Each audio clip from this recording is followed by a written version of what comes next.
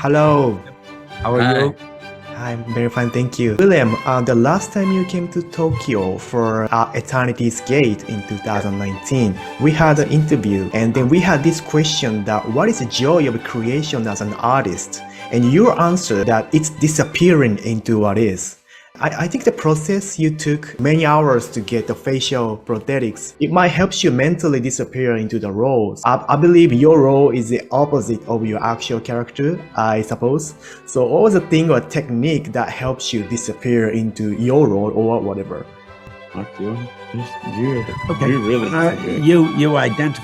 you identified something important, and that is when you have those facial prosthetics as they're being applied. You're sitting in a chair for a long time and you really see yourself recede and you see something else take shape. And in that gap, that really allows you to jump in and consider another way of being. Also, I had body prosthetics on, which physically make you move differently. So you're not going to, you're put out of your comfort zone, or you're put out of a certain kind of routine, what you're used to. And it opens up the possibility to be someone else, and is very fertile for inhabiting or pretending, inhabiting a character and pretending to be in another situation than you're used to. How many hours does it take to get a prosthetic of your foot?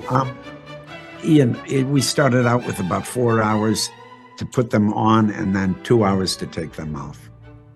But it was a good preparation for the day, and I would always have to come in early, and by the time I was in my makeup, everyone else would be arriving sleepy, drinking coffee, and I'd be ready to go.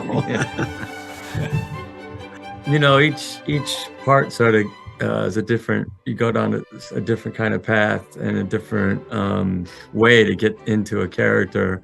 For this, it was a lot of the clothing. You know, I wore a corset. I added clothes on. I had very stiff collar.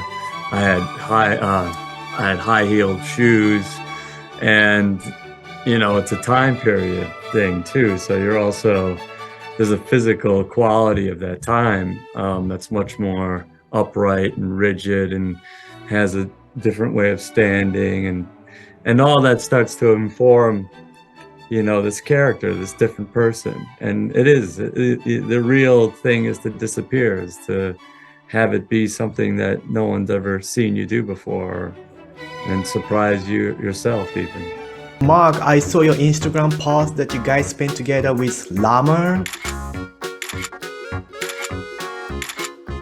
That looks so fun. So is there anything you can share with us about a day off or behind the scenes episodes that you spent together? You tell.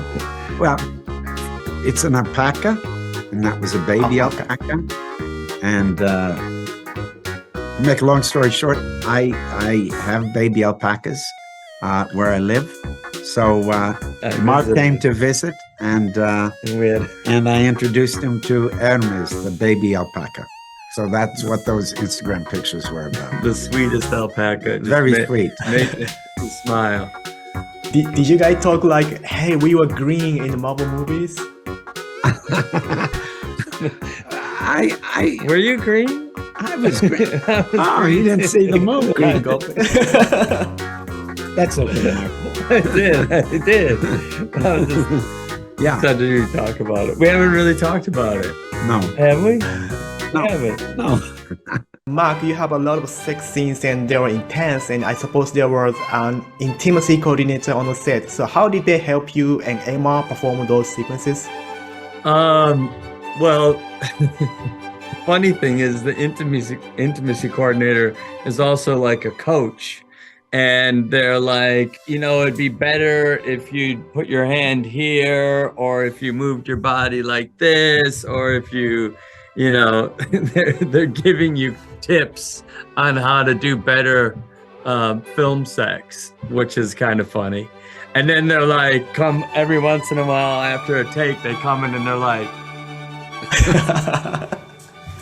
give me the thumbs up, as if we need the thumbs up. But yeah, that was the funniest thing about it for me. But it, you know, it creates a safe space. and then everything's agreed upon, you know, so there's no little surprises. All right, thank you very much. My time is over. So again, thank you for doing this today. Thank you very much. Have a nice day. Thank you. Thank you. Have a good day. See you.